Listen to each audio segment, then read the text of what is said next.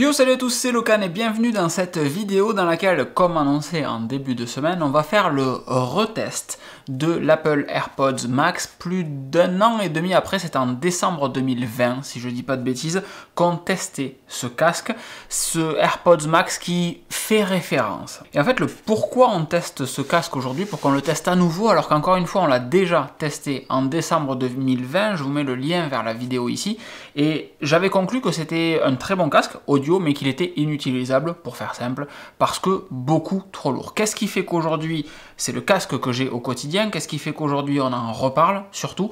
Et bien c'est en fait le test qu'on a fait en début de semaine, qui comparait le Sony WH-1000XM5 au AirPods Max et au Sony WH-1000XM4 qui était donc la génération précédente que j'utilisais tous les jours depuis un peu plus d'un an maintenant.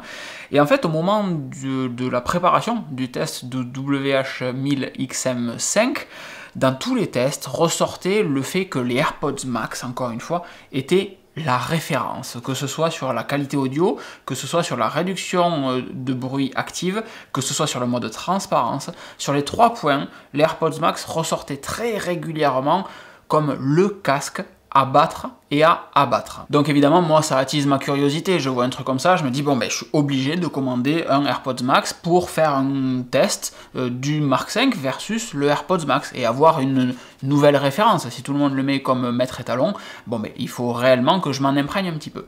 Et c'est suite à ça que le test du WH-1000XM5 s'est transformé en comparaison entre le WH-1000XM5 et les AirPods Max. Parce qu'en fait, réellement, les AirPods Max sont monstrueux. Donc je vous la fais en version rapide. La conclusion de la comparaison Mark 5, Mark 4 versus AirPods Max, ben, c'est que j'ai renvoyé le Mark 5 chez Amazon, j'ai vendu mon Mark 4 et j'ai gardé les AirPods Max que j'avais commandés à la base uniquement pour m'en servir de référence. Je voulais réellement garder les Mark 5, c'était dans cette optique-là que je les avais achetés, en mode « Tenez, prenez mon argent, c'est le nouveau modèle, je le veux ».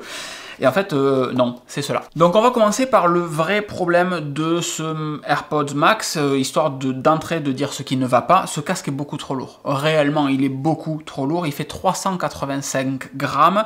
C'est presque 60% de plus que le Sony WH-1000XM4 et 1000XM5. C'est juste beaucoup trop lourd. Et c'est pas tant le poids en tant que tel qui est le problème, c'est l'équilibrage du casque. C'est-à-dire que l'arceau est en acier, l'arceau est très bien pensé, comme vous le voyez, il a cette structure un petit peu bizarre qui fait que, en fait, quand vous allez le mettre sur la tête, et bien tout simplement, le textile ici va venir amortir gentiment. C'est très très malin cette partie-là, c'est vraiment cool. L'arceau, lui, est en acier, cool.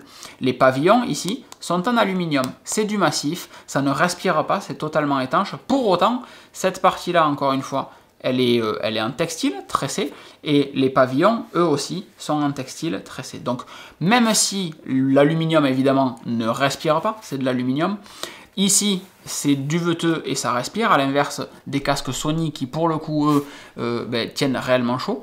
Et ici, pareil, ça respire. Mais eh bien, les pavillons en aluminium, ça pèse super lourd. Donc, on a la sensation, réellement, qu'on a une ficelle au-dessus de la tête avec 2 poids de chaque côté et que ces 2 pavillons, en fait, ils peuvent réellement se balader comme ils le désirent. Donc, je le mets sur la tête. J'active le mode transparence parce que comme ça, oh, c'est génial. On en reparle après, mais ce truc est fabuleux. Et ça, j'ai réellement la sensation, je suis pas sûr à aucun moment que mon casque soit bien sur ma tête. Si j'avais une tête plus ronde, peut-être que j'aurais pas ce problème, mais du fait de l'arceau, il ne plaque pas assez les pavillons contre mon crâne et du coup, j'ai réellement la sensation que si je tourne la tête fort, c'est pas une impression, hein, si je tourne la tête fort, vite, d'un coup, le casque tombe de ma tête. Voilà, heureusement que j'ai une queue de cheval, hop, voilà, ici. Ça n'arrive jamais dans la vraie vie, vous secouez pas votre tête comme ça. Mais vous voyez bien qu'en fait, il ne tient pas ou peu, et du moins pas assez. Mais pour autant, ça en reste un casque très esthétique, c'est clairement le plus joli casque que j'ai testé jusqu'à maintenant. J'ai pas encore joué avec les Beoplay, les Bang & Olufsen, etc. Mais il est très sexy, je trouve, car très plat, assez confort versus les Cyril du coup du Discord me disait que les WH-1000XM5 ils font un peu soupe aux choux, ça fait vraiment 2 gros trucs collés sur les oreilles, c'est pas super esthétique, alors que celui-ci oui, et encore une fois la petite partie ici en tissu et l'arceau en tissu également tressé dessus contribuent largement à son confort en fait. paradoxalement, il est très lourd et on le sent dans les trapèzes, on le sent dans... Ceci s'appelle le sternocléidomastoïdien. Tenez, c'est cadeau, c'est pour moi. Et on le sent réellement dans le cou, la tête a besoin de stabiliser un petit peu plus, comme quand vous avez un casque de moto. Littéralement, en fait, c'est à peu près de ce niveau-là.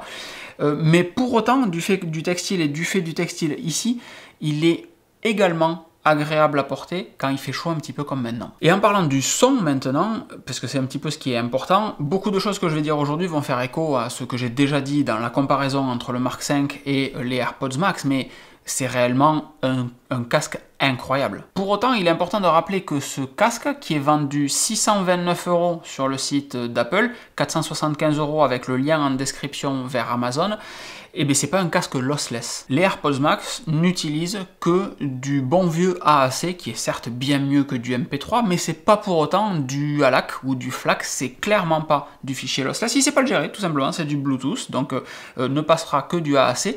Et dans chaque pavillon, on a une puce Apple H1 qui se charge de retraiter le signal qui arrive de chaque côté avec la réduction de bruit active ou le mode transparence et de pimper un petit peu ce signal à la Exhibit pour que vous ayez un son flatteur, réellement très agréable à écouter. Et c'est la beauté de ce casque. Alors les puristes, évidemment, il y en a déjà eu dans le test des Sony, les puristes ici diront « oui, mais c'est que du AAC, donc la qualité elle est forcément pourrie ». Pas forcément. Pas forcément les gars, je suis désolé, on n'est plus en 1960, maintenant on sait faire des trucs ultra sexy. L'entrée est effectivement pas du FLAC, on pourrait faire largement mieux en termes d'entrée, peut-être que les AirPods Max proposeront du lossless, c'est une évolution parfaitement logique sur un casque de ce tarif-là, mais pour autant en AAC, si ensuite les puces derrière arrivent à recomposer, traiter, algorithmer, appelez ça comme vous voulez le signal, pour que une oreille un peu avertie comme la mienne ne voit que très rarement la différence entre du lossless et du AAC pimpé, ben franchement, on s'en fiche en fait. C'est le résultat qui compte. Et là, moi, ce qui me bluffe, c'est que chaque élément musical, chaque instrument, chaque voix est réellement décomposé, réellement audible de la meilleure des manières. Les sons se présentent à vos oreilles de la même manière qu'une succession de calques Photoshop pour les graphistes vont se présenter à vos yeux. Chacun est bien délimité, bien cloisonné, et on arrive à l'apprécier à sa juste valeur en tant qu'instrument de musique, en tant que voix. Tout est perceptible, réellement. Et qu'on écoute en Dolby Atmos sur Apple Music, ou juste un fichier classique, stéréo, tout ce qu'il y a de plus standard. Pour les amoureux de home cinéma, regardez derrière, c'est exactement la même chose que d'avoir deux colonnes en stéréo, et de rajouter une centrale quand vous allez regarder un film. Et bien en fait, 70% du son de votre film ou de votre série va passer par l'enceinte centrale, et les enceintes stéréo vont s'occuper de l'ambiance, etc. Mais les voix ont leur enceinte dédiée, c'est l'enceinte centrale. Le reste, la musique, l'ambiance, machin, tout ça, c'est sur les enceintes stéréo. Donc, les voix sont bien plus intelligibles avec une enceinte centrale que quand vous n'en avez pas. C'est la même chose ici. Les voix se détachent réellement, chaque instrument est réellement bien découpé, il faut l'écouter, il faut avoir cette référence de graphiste avec des fichiers Photoshop ou de home cinéma avec une enceinte centrale, le avant-après, à chaque fois c'est waouh, c'est juste génial, là c'est pareil. Et là les aigus sont précis, les basses sont lourdes, mais le casque n'embellit pas pour autant votre musique, comme pourraient le faire justement les Sony que j'ai testé précédemment, ou encore pire, du Bose ou du Beats. Il peut paraître froid parfois, le AirPods Max, mais en fait il est juste, de la même manière que des enceintes de monitoring vont être très précises. Apple se targue de qualité hi-fi là-dessus. Les puristes diront que non, même moi je vous dirais non, c'est pas de la hi-fi, c'est de la très bonne qualité, mais on n'est pas au niveau de la hi-fi encore évidemment. Mais on a réellement cette sensation d'avoir des enceintes de monitoring qui sont toujours très précises, qui peuvent restituer un spectre incroyable des très basses fréquences aux très hautes fréquences, mais en étant froide en fait, c'est juste un rendu le plus pur possible du son qu'on met en entrée, c'est la même chose là-dessus. Quand on compare du son avec les Sony, du Bose ou ce AirPods Max, eh bien souvent les basses vont être plus présentes si le son est un petit peu tranquille sur les Sony ou les Bose, alors que là, des fois on va se dire, moi il pourrait envoyer un petit peu plus, mais en fait quand le son part, quand la batterie arrive, quand une contrebasse fait son entrée, en fait il est parfaitement là où on l'entend, il est juste précis. Parlons rapidement de la réduction de bruit active, et je vais faire tout mon test avec... Ouais, ça c'est ouf en fait, c'était pas calculé, je disais juste je vais faire tout mon test avec le casque sur les oreilles, et c'est profondément ridicule, mais le mode transparence est à ce point incroyable que quand j'ai enlevé le casque, j'ai absolument pas, j'ai juste plus de poids sur la tête. Mais d'un point de vue acoustique, c'est exactement la même chose. Allez, à 99% vraiment de fidélité, c'est juste dingue ce mode transparence. La réduction de bruit active, à l'époque, j'ai pas eu l'occasion de la tester pour une raison très simple, c'est que y avait un petit confinement par là, il y avait du Covid, c'était pas ouf. Que sur mes missions précédentes, j'avais mon propre bureau, donc quand j'avais le casque sur les oreilles en soi, pas forcément d'utilité, j'avais même des enceintes dans mon ancien bureau, pas forcément d'utilité d'avoir de la réduction de bruit active. Aujourd'hui, je travaille en open space et ça fait une diff monumentale. Parce que bloquer un bruit continu de ventilateur ou d'avion ou de train ou peu importe, c'est relativement facile. Par contre, bloquer des voix, bloquer des bruits qui vont survenir de manière totalement inattendue, et une fois juste, c'est déjà nettement plus compliqué. Et pourtant, ces AirPods Max, ils s'en sortent admirablement bien. Je vais le mettre comme ça, on va changer un peu. Et pourtant, ces AirPods Max, ils s'en sortent admirablement bien en open space. Ils vont pas totalement masquer les voix qui peuvent y avoir autour de moi, autour de vous, mais pour autant, ils vont suffisamment les atténuer pour qu'elles ne soient plus intelligibles à moins de vous concentrer dessus. Et c'est ça la différence, en fait, parce que notre cerveau, lui-même, s'il entend un bruit en arrière-plan, en vrai, ça se passe bien, on n'est pas forcément déconcentré. Mais dès qu'on arrive à identifier une voix, ou ce qui est dit dans cette voix, forcément, l'oreille vient essayer de capter ce qui se dit. Et là, en fait, avec eux, la voix est tellement amoindrie que si vous ne vous concentrez pas dessus, c'est juste un brouhaha qu'il y a derrière, qu'on entend très peu, en intensité, c'est nettement réduit. Et donc, ça fait que c'est la différence entre je peux travailler sans mettre de musique, parce que la réduction active est juste prodigieuse, ou il faut la réduction de bruit active et de la musique relativement forte pour masquer ce que la réduction active de bruit ne masque pas. Et là, en fait, juste la réduction active de bruit suffit à pouvoir travailler sur un open space correct. Le mien, il est bruyant d'open space, j'ai des collègues qui aiment bien parler fort, et pour autant, aucun souci. Et encore une fois, le mode transparence, moi je le trouve incroyable. Ici, vous avez ce petit bouton là, vous voyez, donc ça c'est la molette qui va permettre de faire varier le son, droite-gauche, comme si on a une Apple Watch, et quand on clique dessus une fois, play, pause, deux fois, morceau suivant, trois fois, morceau précédent, et ça c'est le mode transparence, donc on appuie, on appuie, on appuie, on appuie, il se passe rien d'extraordinaire en fait. Quand on appuie une fois, on passe du mode réduction de bruit au mode transparence, et du mode transparence au mode réduction de bruit, ça se configure, vous en faites ce que vous voulez, vous pouvez même désactiver les deux, juste être en mode neutre. Je vois pas bien l'intérêt, donc je le fais pas, mais vous pouvez techniquement le faire. Et ce mode transparence, il est ouf, parce qu'il suffit que vous soyez en train d'écouter de la musique ou quoi que ce soit, vous appuyez juste là-dessus, et c'est comme si vous aviez plus le casque sur les oreilles. Réellement, la qualité des micros et la qualité de la réduction de bruit font que le mode transparence se résume à juste avoir du poids sur la tête, et vous entendez aussi bien l'extérieur que si vous n'aviez pas le casque sur la tronche. Réellement, hein, c'est très dur à imaginer quand on n'a pas utilisé ce casque. Il doit y avoir des équivalents, mais je ne les ai pas testés. Mais pour le coup, le Sony, de par ses petits coussinets, de par la qualité de ses micros et de sa réduction de bruit, il n'est pas au niveau, clairement, sur le mode transparence. On perd peut-être 20 à 30% de la qualité audio. C'est toujours un petit peu étouffé, ce qu'on entend de l'extérieur. On entend, mais c'est toujours un petit peu étouffé. Là, on a réellement, presque, je pense, je vais dire presque pour être modéré dans mon propos, on a presque tout le spectre audio qui vous arrive dans les oreilles, et de fait, c'est réellement comme si on n'avait pas le casque. Parlons autonomie maintenant, en même temps que j'essaye difficilement d'ouvrir la boîte de ce AirPods Max pour vous montrer son soutif incroyable. Le AirPods Max est annoncé pour une vingtaine d'heures d'autonomie. Une vingtaine d'heures que vous l'utilisiez avec la réduction de bruit active ou avec un mode transparence, peu importe. Ce qui est très cool à savoir aussi, c'est que vous bénéficiez via la recharge Lightning ici dessous, ça la recharge Lightning c'est une nullité évidente, mais via la recharge Lightning vous bénéficiez d'une heure et demie d'écoute en plus au bout de 5 minutes de charge, donc ça c'est très très bien. Sur ce casque, pas de bouton on-off non plus. Le casque est toujours connecté du moment que vous le sortez de son soutif. Ça, c'est l'étui Apple qui est absolument horrible en fait.